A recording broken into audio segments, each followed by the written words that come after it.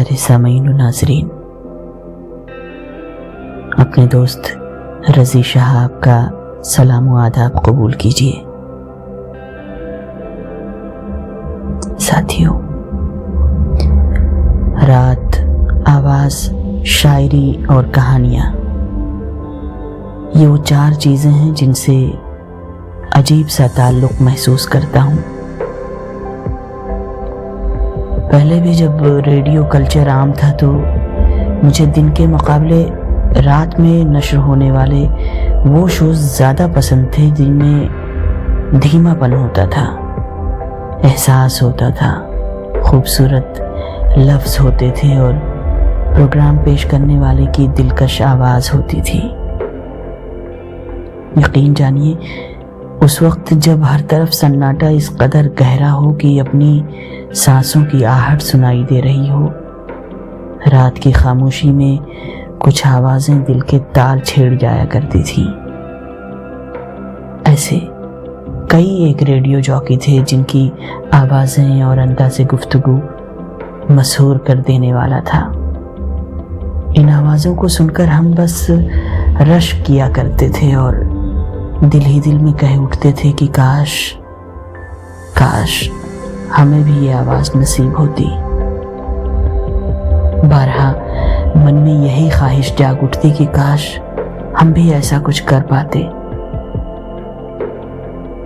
دھیرے دھیرے عمر عزیز اپنا سفر طے کرتی رہی اور ہم بھی اپنی خواہشوں کو سینے میں سجائے اس کے ساتھ ساتھ چلتے رہے۔ ادب و شاعری سے دلچسپی میں اضافہ ہوا تو کئی اور آوازوں سے ملاقات ہوئی۔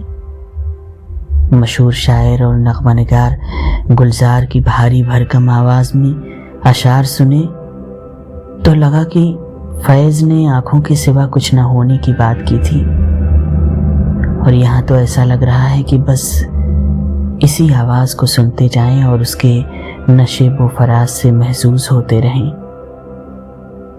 پھر ایک دن ضیاء محی الدین سے ملاقات ہو گئی۔ وہ پاکستانی فنکار جس نے اردو کی کئی تحریروں کو اپنی آواز دے کر زندہ و پابانی بنا دیا ہے۔ اس کی ڈرامائی آواز کا جادو آج بھی اپنا دیوانہ بنائے ہوئے ہے۔ اس کی آواز میں اردو کے اقتباسات سننا اور سر دھننا عزیز ہے۔ سفر اور آگے بڑھا تو ایک روز یادوں کا ایڈیٹ باکس ملا، FM پر میرا سب سے پسندیدہ شو۔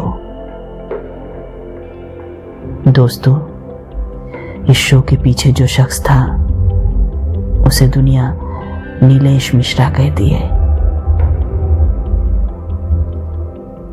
ہزاروں لوگوں کی طرح میں بھی اس فنکار کا بڑا مداح ہوں۔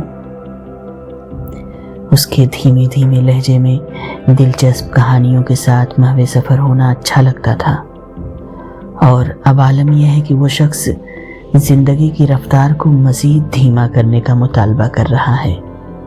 ایسے میں ہم نے بھی اس کے اسٹیشن سلو پر ٹھہرنے کا ارادہ کر لیا ہے۔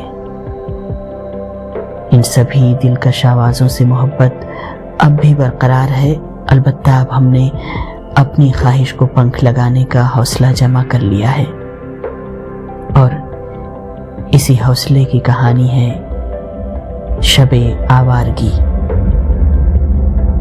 امید ہے کہ شب آوارگی کے اس سفر میں آپ سب کی محبتیں ملیں گی۔ اگر ایسا ہوا تو ایک دن ایسا ضرور آئے گا کہ میں آپ سب کو متاثر کر سکوں گا۔ تو آئیے میرے YouTube چینل شب آوارگی پر کچھ کہانیاں، کچھ نظمیں، کچھ شعر اور بہت سی اچھی باتوں سے لطف اندوز ہونے کے لیے چینل کو سبسکرائب کیجیے اور مجھے اپنی محبتوں میں شامل کیجیے۔ شب آوارگی میں میرا ہمسفر بننے کے لیے پیشگی شکریہ۔